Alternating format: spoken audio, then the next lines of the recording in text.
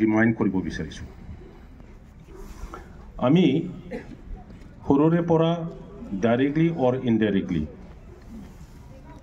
জাতীয় কামত লাগি যাওঁ বড়ো ছাত্ৰ ছাত্ৰীসকলে এপছুত থাকি পেলাই অল বড়ো ষ্টুডেণ্টছ ইউনিয়নত থাকি পেলাই বড়োসকলৰ কাৰণে কাম কৰে অসমীয়াসকলে আছুত থাকি পেলাই কাম কৰে ৰাজবংশীসকলে আখৰাছুত থাকি পেলাই কাম কৰে নেপালীসকলে আনছুত থাকি পেলাই কাম কৰে আকছুত থাকি পেলাই অল গোৰ্খা ষ্টুডেণ্টছ ইউনিয়ন আৰু তেনেদৰে যিমান ল'ৰা ছোৱালী আছে সকলোৱে নিজৰ জাতীয় সংগঠন ছাত্ৰ সংগঠনত থাকি পেলাই কাম কৰে আমি দেখিবলৈ পাইছোঁ যে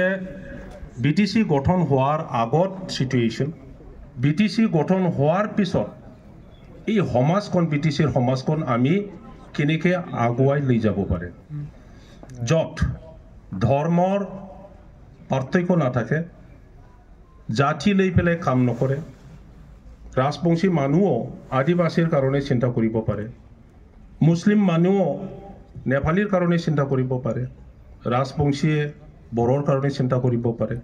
এই তেনেকুৱা সংগঠন কমন প্লেটফৰ্ম আমাৰ BTCত পোৱা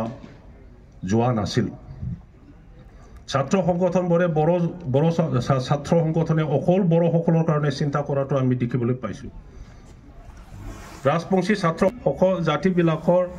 জাতীয় সমস্যা সমাধান কৰাৰ এটা কমন আইডিয়া কমন মানে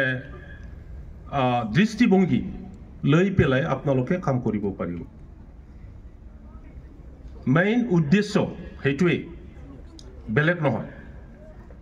এক গোট ছাত্ৰ সংগঠনত থাকি পেলাই বড়ো মিডিয়ামৰ সমস্যা কি হৈ আছে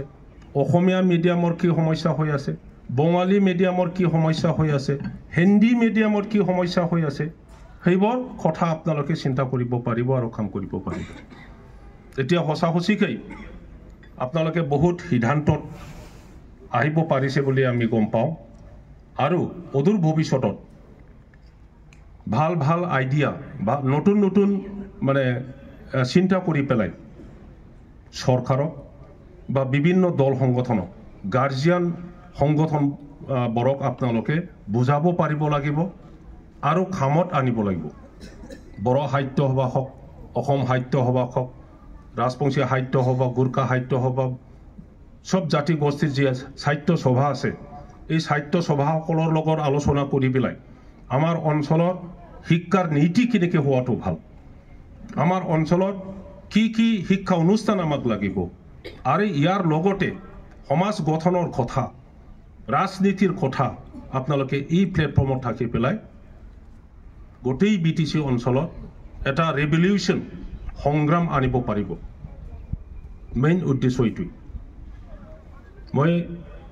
এইটো এটা কল আৰু জাষ্ট এটা কথা কম যে BTCত 2003ৰ পিছত BTC গঠন হোৱাৰ পিছত DPF দল অহাৰ পিছত হাগ্ৰামা মহিলাৰী দেৱৰ নেতৃত্বত আমি শিক্ষাৰ দিশত কেনেকৈ আগুৱাই যাব পাৰে ইয়াৰ কাৰণে বেছি কাম কৰিছোঁ আৰু সঁচাকৈ বড়ো আন্দোলন কিয় হৈছিলে বড়ো আন্দোলন প্ৰথম শিক্ষা অনুষ্ঠান বিচাৰি আন্দোলন হৈছিল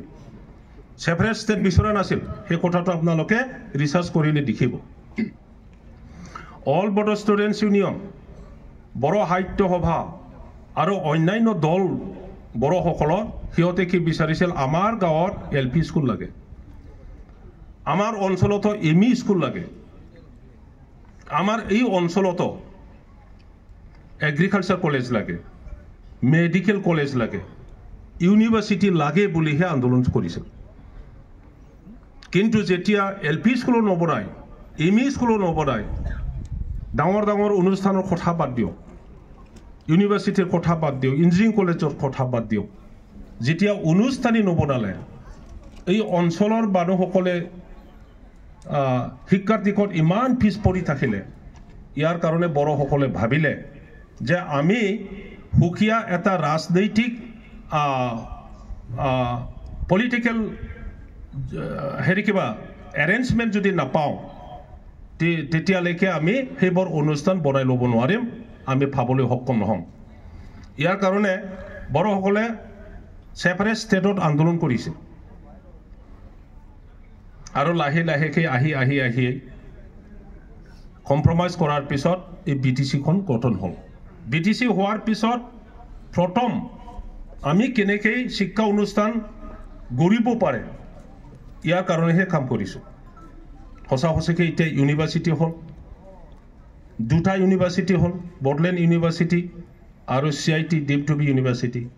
মেডিকেল কলেজ আমি পাবলৈ সক্ষম হ'লোঁ, ইঞ্জিনিয়াৰিং কলেজ আমি পাবলৈ সক্ষম হ'লোঁ। এতিয়া আৰু বহুত অনুষ্ঠান আমাক লাগে। এইবোৰ আপোনালোকে সিদ্ধান্ত লৈ পেলাই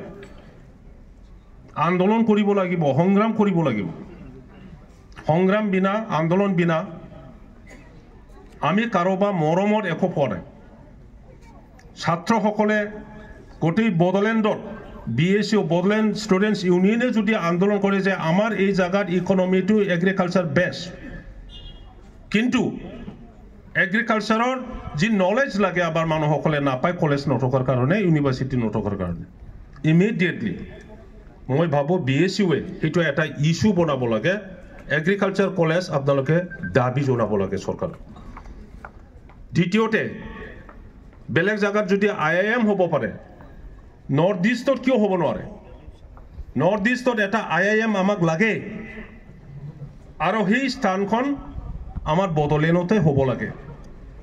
এতিয়াই আপোনালোকে BSUৱে IIMটো লৈ পেলাই আন্দোলন কৰিব লাগে। IIT আমি কিয়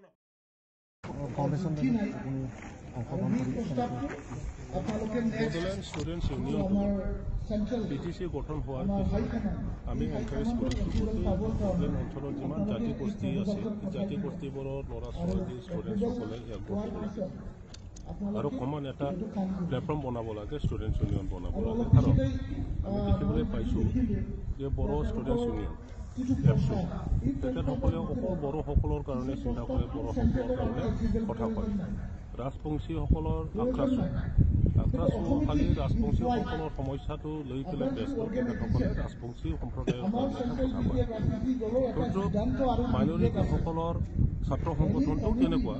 মুছলিমসকলৰ কাৰণে বা মাইনৰিটিসকলৰ কাৰণে তেখেতসকলে কাম কৰে। নেপালী বা গোৰ্খাসকলৰ ষ্টুডেণ্টছ ইউনিয়নটো তেনেকুৱা, মানে গোটেই ছাত্ৰ সংগঠনে নিজৰ জাতীয় সমস্যাৰ ওপৰতে ব্যস্ত। অন্য জাতিৰ জাতীয় সমস্যা বা অন্য জাতিৰ আকাংক্ষা সিহঁতৰ চিন্তাধাৰা সিটোৰ লগত ভাল এটা ৰিচাৰ্চ নকৰে, কামো নকৰে। ইয়াৰ কাৰণে বড়োলেণ্ডত অন্ততঃ কমন এটা প্লেটফৰ্ম, যি প্লেটফৰ্মত থাকি পেলাই ছাত্ৰ ছাত্ৰীসকলে একগোট হৈ মাত মাতিব পাৰে। অঞ্চলত শিক্ষা উন্নয়নৰ কাৰণে কি অনুষ্ঠান লাগে, কি প্ৰতিষ্ঠান লাগে, সেইবোৰ চিন্তা কৰিব পাৰা বা কথা ক'ব পাৰা আৰু এইটো সুযোগ ল'বৰ কাৰণে BSU নিচিনা এটা ছাত্ৰ সংগঠন বনাই ল'ব লাগে বুলি আমি এনকাৰেজ কৰিছোঁ। আৰু তাৰপিছতে ছাত্ৰ ছাত্ৰীসকলে আলোচনা বিলোচনা কৰাৰ পিছত BSU বড়োলেণ্ড ষ্টুডেণ্টছ ইউনিয়ন গঠন কৰি লৈছে। আজি তেখেতসকলৰ ফাউণ্ডেশ্যন ডে মোক মাতিছে, মই আহিছোঁ আৰু ভৱিষ্যতত এই ছাত্ৰ সংগঠনে কেনেকৈ ধৰণৰ কাম কৰি যাব লাগে এই কথাবোৰ আমি আলোচনা কৰিছোঁ।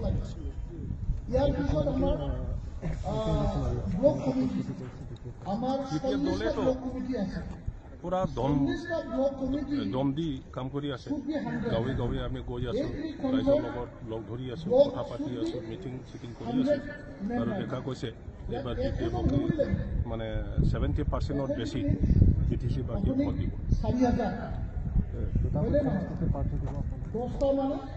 1000 আৰু দৰং ওদালগুৰিতো আমি